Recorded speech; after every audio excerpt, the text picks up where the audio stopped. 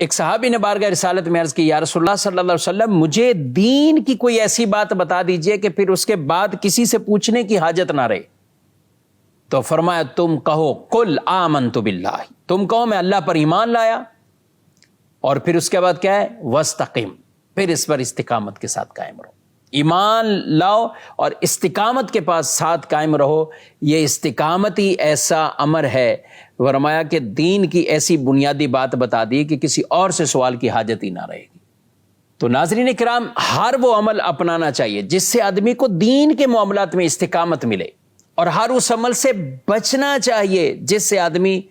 استقامت کے جو برعکس معاملات ہوتے ہیں کہ جو خدا نخواستہ اس کے ایمان کو ضائع کرنے والے وہ سبب بن جاتے ہیں۔ علماء کرام نے لکھا ہے ان میں سے علم دین حاصل کرنا، علم ہوگا استقامت بھی ملے گی، کثرت سے مسجد میں حاضر ہونا، زبان کی حفاظت کرنا، کفر اور گناہوں سے بچنا،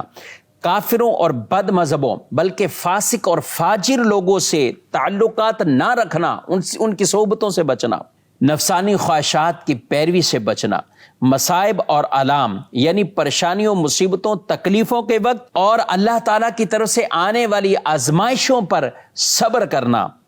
اگر ارشاد فرمایا اللہ کی رحمت سے مایوس نہ ہونا، لمبی لمبی امیدیں نہ رکھنا، اور دنیا میں زہد قناعت اختیار کرنا، یہ وہ چیزیں ہیں جن چیزوں کو ترک کرنے کا کہا گیا۔ اگر آپ اس پر عمل کریں گے تو انشاءاللہ ایمان پر بھی اور عمل پر استقامت ملے گی۔ اور بعض ایسی چیزیں جو رکاوٹ بن جاتی ہے اس استقامت میں، اس میں علماء نے لکھا علم دین سے لا علم ہونا، جاہل ہونا ایک طرح کا، علم دین حاصل نہ کرنا، مسجد میں جانے سے کترانا، زبان کی حفاظت نہ کرنا، کفر اور گناہوں کے ذریعے اپنے جانوں پر ظلم کرنا، اسی طرح فساق کی، فجار کی، بد مذہبوں کی ان کی صحبتیں اختیار کرنا، اپنے آپ کو نفسانی خواہشات کا حریص بنا دینا، اس کے اندر ڈال دینا، اور جب مصیبت کوئی پہنچے یا آزمائش پہنچے تو بے صبری کرنا، اسی طرح اللہ کی رحمت سے مایوس ہونا، بالکل مایوس ہو کر بیٹھا ہوا ہے، یا دنیا میں ایسا راغب ہے لمبی لمبی امیدیں تان کے بیٹھا ہوا ہے۔ تو یہ کیا چیزیں ہیں کہ یہ آدمی کو عمل سے بھی دور کرتی ہیں اور ایمان سے بھی معاذ اللہ دور کر سکتی ہیں، اور یہ چیزیں بن جاتی ہیں رکاوٹ کہ یہ استقامت نہ اختیار کرے۔ تو دین پر جو استقامت اختیار کرنی ہے، جو قرآن کے سورہ ہود میں یہ ارشاد فرمایا گیا ہے کہ فاستقم کما امرت، استقامت اختیار کرو ایسے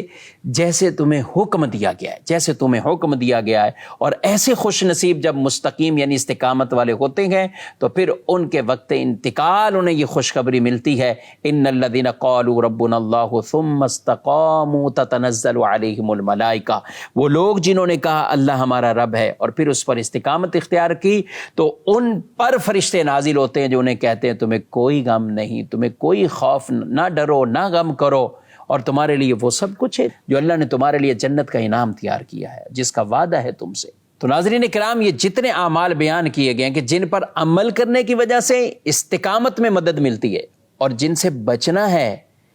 جو کہ رکاوٹ بن جاتے ہیں استقامت کے لیے، تو ان سب پر وہ عمل کرنے کی نیت کیجئے، جن سے بچنا ہے ان سے بچیے۔ اللہ پاک ہم سب کو